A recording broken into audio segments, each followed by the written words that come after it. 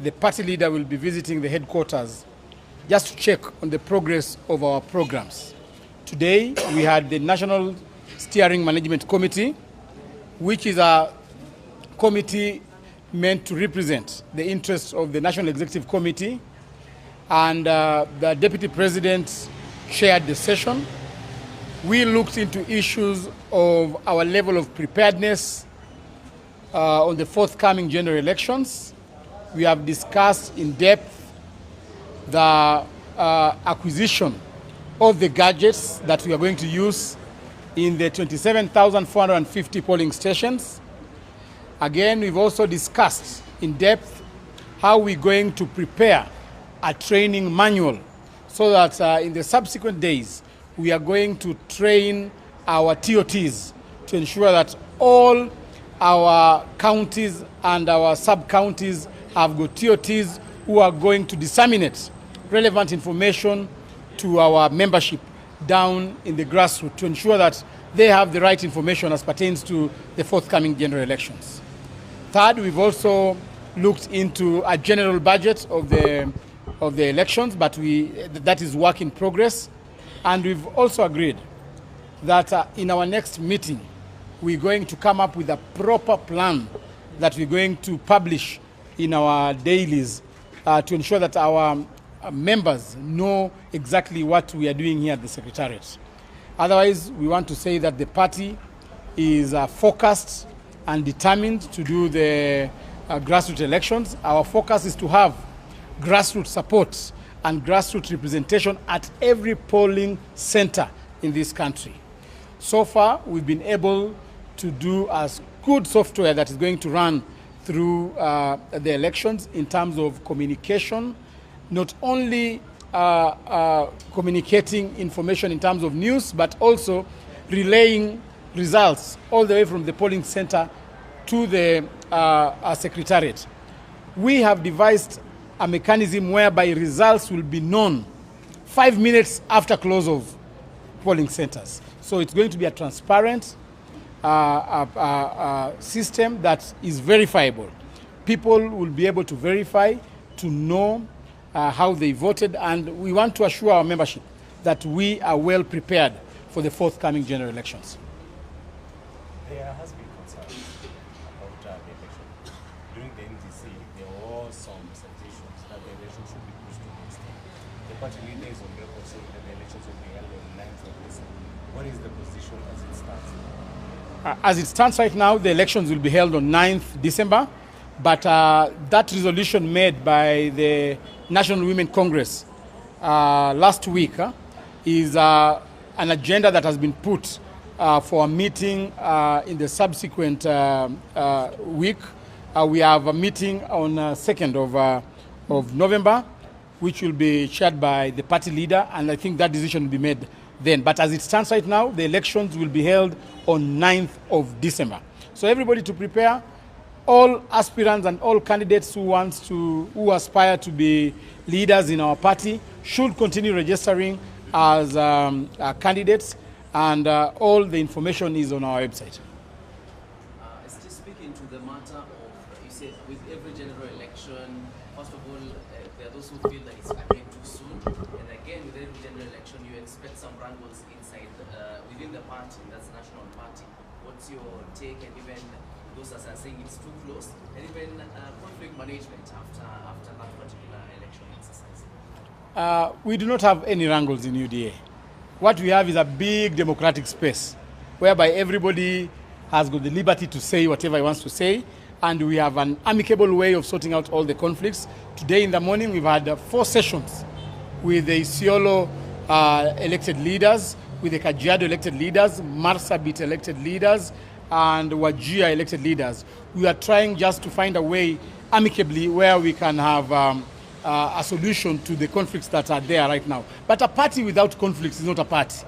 A political party with conflicts, this is a sign of a vibrant party. So we are up to the task. We have all the mechanisms to ensure that we have an amicable way to sort out upcoming resolutions, and we are going to have so many conflicts ahead of the election and even after elections. We have a proper mechanism to ensure that we put our membership together.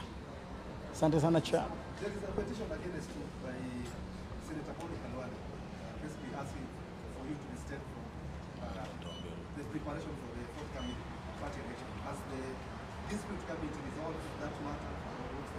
I share our WhatsApp group with Boni Khalwale. I saw that thing on WhatsApp, but as a secretariat, we've not received anything. So I'm yet to receive that petition. Yeah, but as to when it comes to the secretariat, we shall adjudicate it using the mechanisms of the party. We are a democratic party. Everybody has a right to petition. So, and the treasurer will speak on it because I'm an interested party. I don't want to sound as if I have a position, but as to when it comes, we are free. We are a democratic party. We are welcoming any petitions from the SG to the treasurer to whatever membership. We are welcoming any petition, but we are keen to sorting out any conflict amicably. Even Boni Khalwale, we emanate from the same village with him. I'll be able to sip a cup of porridge with him in the evening, talk with him, get to know what he feels, because he's my political father. I respect him so much, and we'll be able to sort out our issues with Boni Barasa. It's called Didmus Khalwale. Boni Khalwale. Yes.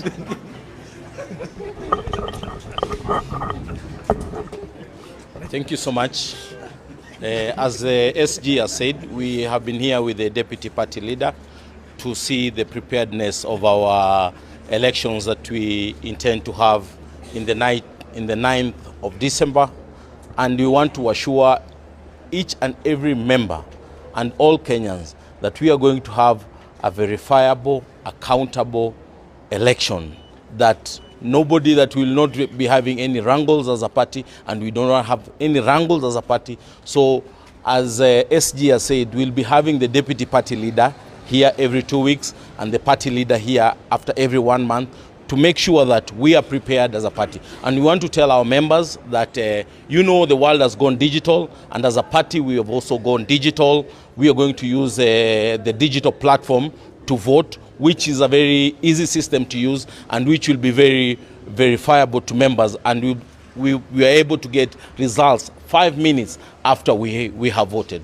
For the issue of Boni Khalwale and Malala, we have not received the petition towards our able SG, and those are just baseless arguments that I think Honorable Boni Khalwale has. But once we receive them, we look at them, we will solve any issues that we have amicably. We are also intent to form the National Executive Board, NEB, that will be able to steer the elections that are forthcoming, and we're also going to have a committee that will listen to every issue that is going to come up from the different quarters or the different counties. So we are prepared, and we want to assure our members that the elections are going to be held on the 9th of December, mapema sana. Thank you so much. We have a member of parliament here of Keses. Labda aseme kitu Mheshimiwa Ruto. Okay, thank you so much. Mine on my part as a member of the party, I may not say much from the executive point of view, but rather I want to say on behalf of my colleagues, we really want to appreciate our party UDA. For the first time, we have a party that is young in terms of time, but it is advancing in terms of putting proper structures to ensure we have a formidable party that believes in democracy, believes in inclusivity, believes in public participation. The process that we are starting quite early on time to ensure we have a proper election so that members of the party from the ground feels the importance of participating and in decision-making process. We really want to appreciate them. Whatsoever, if you compare with the other parties that have been here for more than 10 years, I want to tell you this is one of the parties that Kenyans are going to look upon it. In fact, it is now triggering discussion even among the other parties. I've just seen yesterday that one of the parties are beginning to discuss on the issue of election board, meaning that this is the direction to go. And UDA now is a lead party in the Republic of Kenya, where we want to ensure that henceforth, as a country, Kenya, we are not going to form parties as a vehicle for election. Because that has been what has been saying in the corridors. Parties form, election is done, is won, then after that one you kill the parties. And therefore you kill the agenda, you kill the ideologies, you mislead the Kenyans who are faith in the leadership and in the agenda that the party was standing on and had promised Kenyans. And again, this is going to bring out the aspect of monitoring and evaluation. So I want to say, as members of the party, we are happy in it. We only ask them that to ensure what they tell us should be there. Because remember, again, we stand on behalf of the other members that as they promise us free and fair election, that is where we are going to go. And as he's saying, conflict will be there. We are going to stand in case of any issue that is not going to be in order. We will stand our position because we are rightful in that party. But at the moment, we are very happy in the way they are putting our issues. Probably my colleague, one of these fine days, as an accountant, I will be asking him now, please, can you demonstrate financial statements of the party? Because I'm a contributor or in my subscription. Those are the issues that we are looking forward. And we want to set a base in this Kenya and in Africa that it is possible to have a party that is going to believe in its ideologies and values and stick to it to the latter and ensure that it's going to build up a generation after generation. Like the first world countries, America, they have only 2 parties. The essence of having several parties has no place. You start a party today, you build it, you pump resources, tomorrow you destroy it just because of the issue of self-interest. We want to ensure that the structures are in place, that even live without them, the office will run. Thank you so much. Kangush, say something?